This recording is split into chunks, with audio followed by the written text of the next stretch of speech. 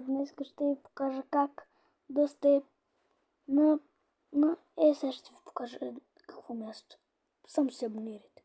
А именно как да сте тук, на тази полянчица. Както виждате, не бъгва, всичко си е наред.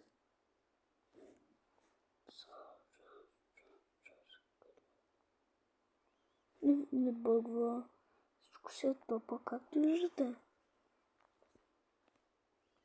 И можете да си строите всякакви неща и работи, които вие си пожелаете, без да ви бъгва супер много. Така че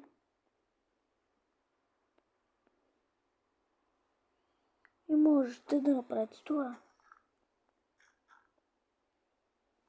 И вижте, ще умра. Ето, умрях. Можете всякакви неща. Затова набързо ще ви покажа как да си го направите. Не на всички версии е така. Така, цъкате Single Player, цъкате Create New World, след като ви заради излиза с това. Аз искам съм на Creative. И цъкате More World, ако World Options, ако сте на 1.20 цъкате. Това е туториал за 1.16 хора, не ме хейтвайте, моля ви се. Цъкате More World Options, цъкате World Type Super Flat. Цъкате го и цъкате Customize. Цъкате на Bedrock и цъкате Done. После цъкате Create New World. Ще се върна когато заради. По-скоро то ще заради, ли?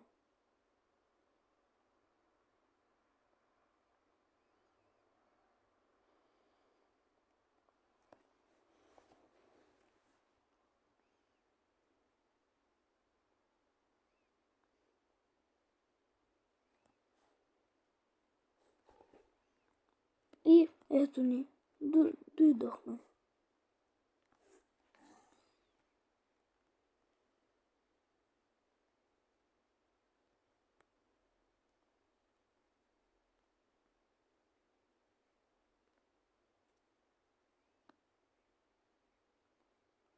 И хора, днескашният туториал беше супер лесен. После, може на следващото видео да ви покажа и всякакви други неща. Например,